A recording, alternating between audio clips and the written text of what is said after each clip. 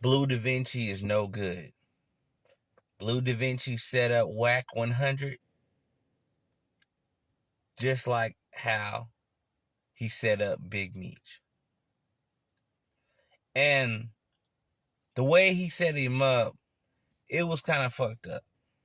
It's a little fucked up because, if WACK is your homie and you and WACK is able to discuss things and WACK understands what happened between you and BMF, and you're still bad news to BMF, but you say you ain't bad news, but they say you. Everybody else is saying you bad news. J-Bo saying you bad news. Girls saying you bad news. Southwest T say you bad, but you're the person that say you ain't bad. You know what I mean? But WACK was vouching with you because WACK feels like he knows everything. So, I mean, you and WACK have some mutual understanding. Now, what Blue DiVinci should have warned you about.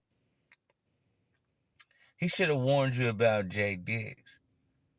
If you don't know about J Diggs, I'll just give you a brief history about him so you will understand more about him instead of listening to listening to JT, the bigger figure, who wouldn't say that to him personally in his face. Now, J Diggs from the Crest Side, from the Romper Room gang, a notorious gang, known for hitting Pizza Huts and different pizza stores, you know what I mean, getting their money on, while Matt Dre was usually touring and making money in different places like Fresno, his crew was hitting up pizza places. They was getting a lot of money till the feds found out about them, and they got arrested. He got arrested. Kurt, whatever his name, got arrested. Kilo Kurt got arrested. Mac Dre got arrested, all for the robberies. Boom. He did more time than Mac Dre. Mac Dre did like about 4 years, got out, got back on 4 or 5 years, got out, got back on the scene. He didn't get back on the scene till like 2000, 2001 or something like that. So, J Diggs been locked up, but when J Diggs got out, you feel me, Mac Dre put him on. Man, he was riding around with Mac Dre. Mac Dre was his partner. They used to come to Seaside all the time. All the time. A lot of people know J Diggs, and my homeboy managed them. So they like I know people personally that know J Diggs. I personally said what's up to him. He a cool dude. He hella cool. But to say like he's some kind of bodyguard, to say he was some kind of like look up to someone and he run behind someone, no. You know what I mean? He always been that nigga. He always been, head honcho. There's a reason why people talk bad about him on the internet only. There's a reason why people only talk bad about him on the internet only. Because he's not a person that you really play around with. So to think that Blue DiVinci should have told you that this dude don't play no games. You hear Blue DiVinci said, "Oh, I ain't fighting with him. I'll pop him. He know that. I'll pop him." But see, J Diggs already said he wants a fade with Blue. He wants a fade with Blue DiVinci, and he wants a fade with WACK100.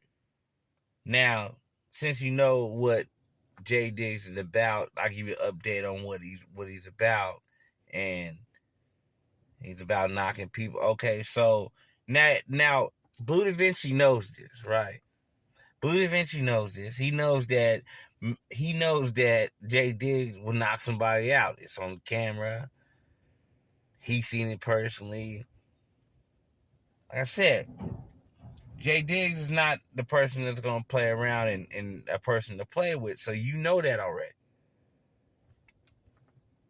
You don't warn WACK100 at all. WACK100 goes off, says F his mom, F him, F Romper, F where he came from. I'm from down here. I gang bang. What does this have to do with me? So really what it was is that he wasn't even talking about you. Because he was talking about Blue DiVinci's snitching ass. He was talking about Blue DiVinci snitching ass. He said, okay, if you say you didn't tell, where's the debriefing papers? Where's the debriefing papers you didn't tell? Everybody's saying you tell. You the only person saying you didn't tell. Where are the debriefing papers at, DaVinci? So he knew he was talking to Blue because he hung with Blue, and then Blue said it too. Blue said, yeah, man, when I was hiding from the feds, I was up in the Bay hanging out with Jay Diggs. So you think that Jay Diggs don't know what's going on? You think that Jay Diggs don't know that there's some kind of form of things going? You saying that, oh, Big Meech said it's good, and how we know? Ain't no one heard Big Meech talk and say you good? Ain't nobody heard Big Meech talk and say you good. You the only person saying you good. Oh, I'm good, and so he talking about he get out of it saying, oh, well, you know, he gonna want that fade and stuff, you know what I'm saying? And you know, he knows I ain't gonna fade or I'll pop him. So like WACK100, like, okay, like, you know, I'm Big Bad Pyru. Blood, I'll fade blood. Okay, Big Bad Pyru. See, you can get away with all this stuff with different people, you know, because you got your youngsters and, you know, they'll jump a nigga quick. You got your youngsters that jump a nigga quick. So, yeah, you feeling some type of way like, they ain't gonna let me get beat up. They'll jump JD. I'm just saying Jay Diggs is the wrong person to fuck with. Maybe you should just basically accept the fade. Accept the one-on-one fade. Lose. Just crumble after like one or two, because blows are ferocious. His blows are ferocious after one or two punches, because just fall to the ground. Blood, I give up. And I bet you he'll give you a pass if you just, blood, I give up, I'm sorry. Like, a nigga give you a pass and be like, all right, cool, I'll give you a pass. I won't beat you down because I don't feel sorry for you. But if you go there acting tough and feel like you can hang one or two rounds with him, you're going to get knocked out. You're going to have to fight with him. He's not letting up on you.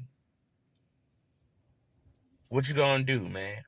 You know, I'm not really rooting for no fight. I don't really give a damn who wins or nothing. I'm just telling you what happened. You could have easily ironed this out. Instead, you went on a rampant tear defending a rat like BLU DIVINCI. You know what I'm saying? BLU DIVINCI, I believe he's a rat because of this. I believe he's a rat because this nigga, okay, niggas create record companies to wash their money. That's why he ought to be blaming Young Jeezy. You create record companies to wash your money through great rappers. That way you can wash your money and say, hey, we got this big stuff going on. So they had this promotion for BLU DIVINCI. They got the sign for him. They got the poster for him. BLU DIVINCI. You go to Atlanta, he got all these signs, BMF, BLU DIVINCI. You see all this stuff, and he had no hit songs, cuz. That's why it started getting investigated. Cuz was a straight lemon. They invested into BLU DIVINCI and he was a lemon, cuz he was garbage as fuck. BLU DIVINCI, that's why he gets mad at Young Jeezy, because he's like, Young Jeezy's supposed to sign, save us. Young Jeezy knew what was fucking going down. They put all that fucking money into you, BLU DIVINCI, and you were garbage. You were garbage. You were a fucking lemon. So that's all I believe you told. Because the feds were on y'all because they like, how they making all this money? I ain't never heard one hit song from BLU DIVINCI in my life. And how they making all this money? BMF posters and stuff, billboards everywhere, and they ain't got no hit songs. Where are the hit songs? Trying to tell you, because that's on some real stuff. BLU DIVINCI is the reason why things went completely bad. And here you go trying to scapegoat himself out of showing the debriefing papers, now then swindle all the way down to WACK100. Supposed to be catching another fade on Pyru.